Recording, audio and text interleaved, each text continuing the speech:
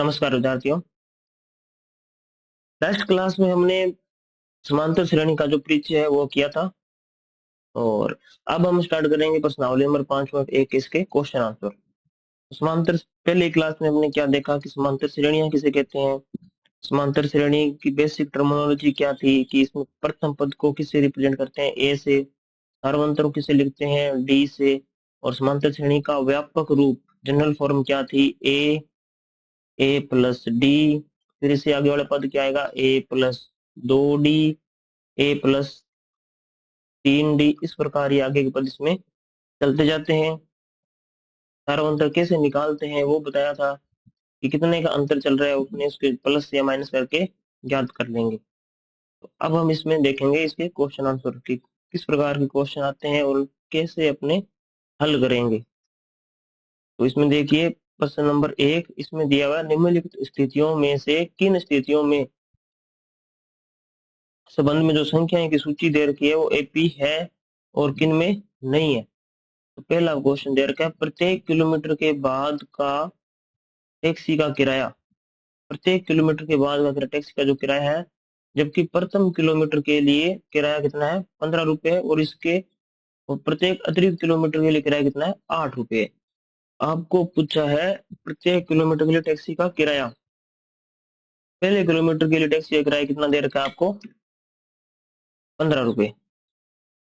तो आप इसको बताइए कि पहले किलोमीटर का तो किराया कितना है, 15, फिर आगे के प्रत्येक किलोमीटर के लिए कितना किराया लग रहा है, 8 रुपए। तो 2 किलोमीटर के लिए किराया कितना होगा, अगर आपको 1 किलोमीटर चलना है तो 15 रुपए देने पड़ेंगे। इसके बाद अगर आपको 2 किलोमीटर चलना मान लो तो 2 किलोमीटर होगा 1 + 1, पहले किलोमीटर का तो किराया 15 है, इसके बाद जितना भी किलोमीटर चलो 8 रुपए लगेंगे। तो कुल 1 + 1, इधर तो 2 किलोमीटर हो गए और इधर किराया कितना हुआ, 15 + 8, तो ये आ गया 23। ऐसे ही 3 किलोमीटर के लिए, 3 किलोमीटर, तो 1 + 1 + 1 कर दो आप, पहले किलोमीटर का किराया कितना लगेगा, 15, फिर आगे वाले 1 किलोमीटर का 8 रुपए, फिर इसके बाद वाले किलोमीटर का 8 रुपए, तो 15 और 8 23, 23 और 8 31 रुपए, और ये है 3 किलोमीटर। तो आपको ये समझ में आ गया होगा कि यहाँ आएगा 31। अब इनमें क्या पद आएंगे आप बताओ, ये दो पद क्या आएंगे, तो 8 प्लस हो रहा है, देखो हर एक पद में कितना प्लस हो रहा है, 8, 8 प्लस हो रहा है, तो इसमें भी 8 प्लस हो जाएगा, इसमें भी फिर आगे वाले पद में 8 प्लस हो जाएगा। तो क्या ये समांतर श्रेणी है या नहीं, आप उसका आंसर दीजिए। समांतर श्रेणी की क्या विशेषता है कि इसमें जो पदों में अंतर है, लगातार पदों के बीच का अंतर क्या होता है, बराबर रहता है, समान रहता है। लगातार दो पदों के बीच का अंतर अगर सेम है तो वह समांतर श्रेणी होगी, अगर सेम नहीं है अंतर तो वह समांतर श्रेणी नहीं होगी। तो इसे कहेंगे एपी है। ठीक है, क्वेश्चन नंबर 1 क्लियर है। अब देखिए आगे क्वेश्चन नंबर 2, इसमें हमें दे रखा है किसी बेलन यानी कि सिलेंडर में उपस्थित हवा की मात्रा, हवा की मात्रा जो है वो उसका क्या कहलाता है, आयतन। तो हवा की मात्रा यानी कि उसका आयतन है, जबकि वायु निकालने वाले पंप प्रत्येक बार बेलन की शेष हवा का 1/4 भाग बाहर निकाल देता है, जितनी हवा है उसका 1/4 बाहर निकाल देता है। आप इसमें मान लो, माना स्टार्टिंग में हवा कितनी थी, माना कुल हवा या प्रारंभ में हवा, कुल हवा कितनी है, V मान लो। फिर कह रहा है कि प्रत्येक बार 1/4 बार निकाल देता है, तो बाहर कितनी निकालेगा, पहली बार फर्स्ट टाइम कितनी निकालेगा, बाहर निकाली, जितनी हवा है उसका 1/4, तो V का 1/4 निकाल देगा, यानी कि V/4 हवा जो है वो बाहर निकल जाएगी, V/4। तो शेष कितनी बची, शेष हवा है, पहले v थी, उसमें से v/4 बाहर निकाल दी। अब शेष हवा कितनी है, तो एलसीएम निकालो इसका। इसके भाग में कुछ नहीं है तो एक मान लो, 4 का और 1 का एलसीएम आएगा 4। 4 का तो गुणा होगा इधर, और 1 का गुणा होगा इधर, क्रॉस मल्टीप्लाई होगा इनका, तिरछा गुणा। तो 4v-v, 4v-v, 4v में से 1v माइनस किया तो कितना बचा, 3v, और भाग में कितना है इसके, 4। तो ये पहली बार जो हवा निकालने के बाद ये आपका प्रथम पद आया है। ये क्या है आपका, ये तो प्रथम पद ए है, और हवा निकालने के बाद जो शेष हुआ है वो आपका दूसरा पद होगा, तो इससे कहेंगे अपने दूसरा पद, यानी कि A2। फिर देखिए, अब दूसरी बार कितनी हवा निकालेगा, सेकंड टाइम बाहर निकाली हवा।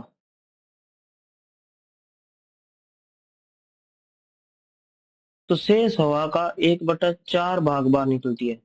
तो शेष हवा कितनी है, 3/4 है, 3/4v है। इसका 1/4 बार निकाल रहे हैं, तो 1/4, तो कितना बन जाएगा, 3v/16। 3 एकम 3, और 4 का 4 से गुणा होगा तो 16। ये तो बाहर निकाल दिया। अब शेष हवा कितनी बची सेकंड टाइम, शेष हवा, शेष हवा कितनी है कि 3v/16 है, ये तो बाहर निकाली है। पहले कितनी थी, 3v/4 थी, 3v/4 माइनस इसमें से करना है 3v/16।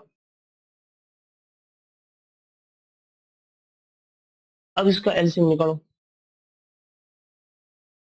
एलसीएम निकालो तो देखो 3v दोनों में कॉमन है, 3v तो कॉमन ले लो। 1/4 माइनस 1/16, इसको करते हैं 3v। 16 और 4 का एलसीएम आएगा 16 ही। अब 16 का मल्टीप्लाई इधर होगा, 4 का इधर होगा, तो 4 के पार्ट में 16 कितने पे आता है, क्रॉस मल्टीप्लाई नहीं करेंगे, सॉरी, इसमें एलसीएम 16 लिया है, 64 होता तो क्रॉस मल्टीप्लाई होता। तो 4 को 16 बनाना है, 4 को क्या बनाना है, 16। तो 4 का 16 कब बनता है, जब 4 से गुणा करें, तो ऊपर भी किससे गुणा करेंगे, 4 से।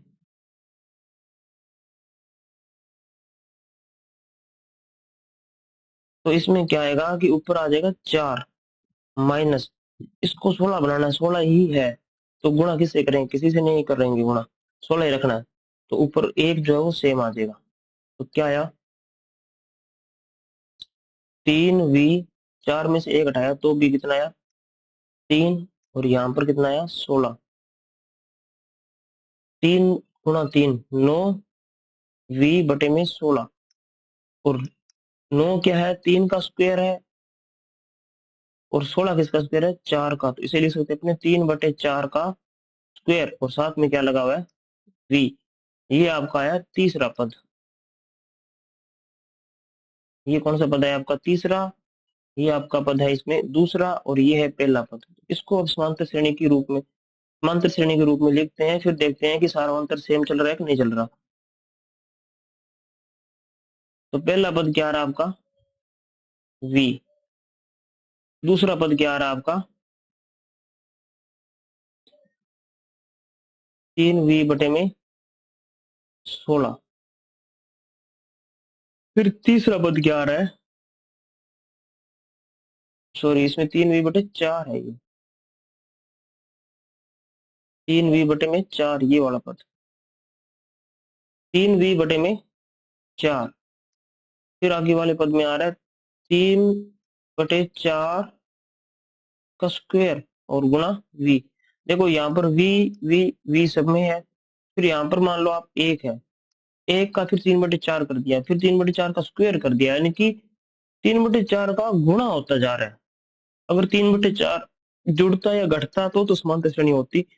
गुणा हो रहा है, जब किसी श्रेणी में किसी निश्चित संख्या का गुणा होता है तो वो गुणोत्तर श्रेणी होती है। कौन सी श्रेणी होती है, गुणोत्तर श्रेणी। गुणोत्तर श्रेणी या जीपी कहते हैं जिसे। और ये आपके सिलेबस में फिलहाल है नहीं, ये 11th 12th में आती है। तो ये समांतर श्रेणी नहीं है, गुणोत्तर श्रेणी है। तो आपसे तो क्या पूछा है, समांतर श्रेणी है या नहीं, तो आप बताओ एपी है या नहीं। तो नोट एपी, एपी नहीं है, इसका आंसर क्या आएगा, एपी नहीं है। क्वेश्चन समझ में आया होगा, नहीं आया तो इसको एक बार फिर से रिपीट करना, वीडियो को वापिस से देखना, समझ में आ जाएगा। इसके बाद देखिए प्रश्न नंबर 3, प्रत्येक मीटर की खुदाई के बाद एक कुएं खोदने में आई लागत, मतलब हर 1 मीटर में जो कुएं खोदने में लागत आ रही है, उसमें क्या है कि जबकि प्रथम मीटर में खुदाई की जो लागत है वो तो है 150 रुपए, और उसके बाद जो है प्रत्येक मीटर की खुदाई की लागत कितनी है, 50 रुपए बढ़ती जाती है। तो प्रथम मीटर की खुदाई, मान लो पहले मीटर की खुदाई करनी है तो कितने रुपए लगेंगे, 150। फिर आगे वाले प्रत्येक के लिए लागत कितनी बढ़ती जा रही है, 50 रुपए। तो इसके बाद अगर आगे खुदाई करनी है तो 50 रुपए बढ़ा के लगेंगे, 150 में 50 और बढ़ा दो, कितने बन जाएंगे, 200। फिर 200 में 50 और बढ़ा दो तो 250, फिर और 50 बढ़ा दो तो 300। ऐसे लागत इसमें बढ़ती जा रही है। तो क्या इसमें लगातार पदों के बीच का अंतर सेम चल रहा है, अगर अंतर सेम चल रहा है तो समांतर श्रेणी है, अंतर सेम नहीं है तो समांतर श्रेणी भी नहीं है। तो 150 में 50 जोड़ दिए, फिर 200 में 50 जोड़ दिए, फिर 250 में 50 जोड़ दिए, तो इस प्रकार ये समांतर श्रेणी है। तो एपी है ये। अब देखिए इसके बाद प्रश्न नंबर, इसका पहले का 4, इसमें क्या दिया है कि एक खाते में प्रत्येक वर्ष का मिश्र धन, हर साल का मिश्र धन कितना है, जबकि राशि कितनी है स्टार्टिंग में, 10,000। राशि है 8% वार्षिक दर से चक्रवृद्धि ब्याज आपको जमा किया जाता है। चक्रवृद्धि ब्याज लग रहा है, मिश्र धन पूछा है, मिश्र धन जो है वो समांतर श्रेणी के रूप में आ रहा है या नहीं आ रहा है, ये पूछा है। तो चक्रवृद्धि ब्याज का फॉर्मूला क्या होता है मिश्र धन का, याद होना चाहिए आपको, वैसे तो नहीं याद तो लिख देता हूं मैं। 8th क्लास में मिश्र धन था, चक्रवृद्धि ब्याज, साधारण ब्याज, ये सारे 8th क्लास में थे। मिश्र धन बराबर होता है इसमें मूलधन गुणा 1 + दर बटे में 100, और इसकी घात आएगी समय, घात में क्या आएगा, समय। तो मूलधन को इंग्लिश में कहते हैं अमाउंट, तो इसे लिखते हैं ए से, इसको सॉरी मिश्र धन को अमाउंट कहते हैं, मूलधन को प्रिंसिपल पी से, और 1 + दर को कहते हैं रेट आर से, और समय टाइम यानी कि टी। तो इंग्लिश में शॉर्ट में इसे लिख देंगे इसको। तो अब देखिए मूलधन कितना है अपने पास, मूलधन है 10,000 रुपये। मूलधन कितना है, 10,000 रुपये। दर कितनी है, दर है 8%। दर कितनी है, 8%। तो पहले साल में जो चक्रवृद्धि ब्याज आएगा वो क्या आएगा, सॉरी चक्रवृद्धि मिश्र धन। तो ए बराबर, मिश्र धन को ए से लिखते हैं, ए बराबर मूलधन, मूलधन कितना है 10,000, ये षटभुज बन गया। 10,000, 1 + दर कितनी है 8 बटे में 100, और इसकी घात कितनी आएगी 1। इसको पहले लिख देते हैं, फिर दूसरे साल, तो दूसरे साल मिश्र धन कितना आएगा, 2 साल का मिश्र धन। तो 2 साल का मिश्र धन आएगा मूलधन 1 +